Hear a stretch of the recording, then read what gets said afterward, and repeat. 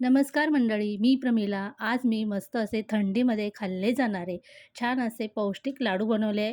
अगदी झटपट, फक्त 10 मिनिटात तयार झाले. चला तर आपण रेसिपी पाहूया. लाडू बनवण्यासाठी सगळ्यात अगोदर गॅसवर एक कढई ठेवायची गरम करायला. कढई गरम झाली की त्यामध्ये 1 वाटीभर जवस छान असे तडतडेपर्यंत खरपूस भाजून घ्यायचे. आता हे जवस भाजून झाले की एका ताटामध्ये काढून घ्यायचे.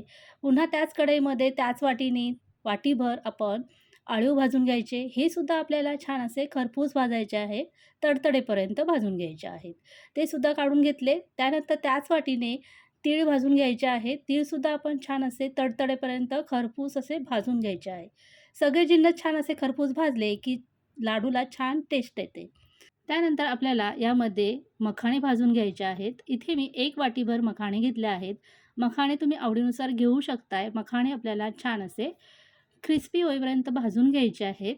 आता मखाणेसुद्धा भाजून झाले की ते एका ताटामध्ये काढून घ्यायचे. आता पुन्हा कढई ठेवली आहे गॅसवरती.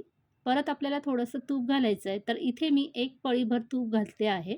आज मी हे तूप वापरलं आहे ते ऑर्गॅनिक आहे, गीर गाईचं आहे. तुम्हाला ऑर्डर करायचं असेल तर वरती फोटो येईल त्यावर क्लिक करा आणि तुम्हीसुद्धा हे ऑर्डर करू शकताय.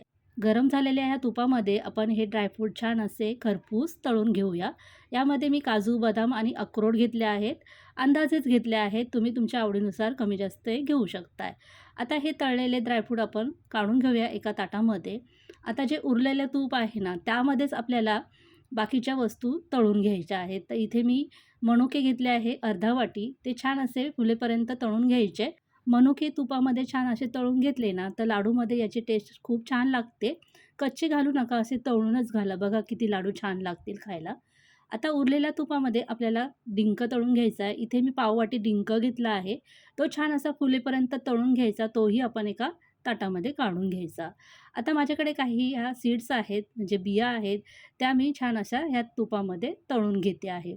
ह्या बिया जर घातल्या ना, तर लाडू अजूनही पौष्टिक होतात. त्यानंतर 1 वाटी किसलेलं खोबरं आपल्याला छान कुरकुरीत होईपर्यंत, ब्राऊन रंग येईपर्यंत छान असं भाजून घ्यायचं आहे. आता हे भाजून झालेलं खोबरं आपण प्लेटमध्ये काढून घेऊया. त्यानंतर ह्याच कढईमध्ये 200 ग्राम मी खजूर बिया काढून घेतल्या आहेत. खजूर आपल्याला मस्तपैकी गरम करायचे. गरम केल्यामुळे पटकन हे मेल्ट होतात आणि आपल्याला हे बारीक करायला सोपं जातं. आता हे सगळं साहित्य आपल्याला थंड करायचं आहे आणि मिक्सरला 2 वेळा फिरून घ्यायचं आहे. 2 वेळा फिरवलं की मस्त असं हे बारीक होतं आहे. आता यामध्ये 1 चमचाभर मी वेलची पावडर घातली आहे. तुमच्याकडे सुंठ पावडर असेल तर ती घातली तरी चालेल. माझ्याकडे नव्हती म्हणून मी नाही घातली. आता छान मिक्स करायचं. आता तयार झालेल्या मिश्रणाचे तुम्हाला आवडतील त्या आकारामध्ये लाडू बांधून घ्यायचे. तर मी असे मीडियम आकाराचेच लाडू बांधून घेते आहे. अगदी सहज आपल्याला लाडू हे बांधता येतात. लाडूमध्ये आपण जास्त तूपही वापरलं नाही आणि गोडासाठी आपण इथे गूळही वापरला नाही आहे. बघितलं मैत्रिणींनो, फक्त 10 मिनिटात आपले इथे लाडू तयार करून झाले आहेत. तुम्ही साखर, गूळ बंद केला असेल ना खायचं, तरीसुद्धा हा लाडू मनसोक्तपणे खाऊ शकताय. तर चला पुन्हा भेटूया पुढच्या व्हिडिओमध्ये.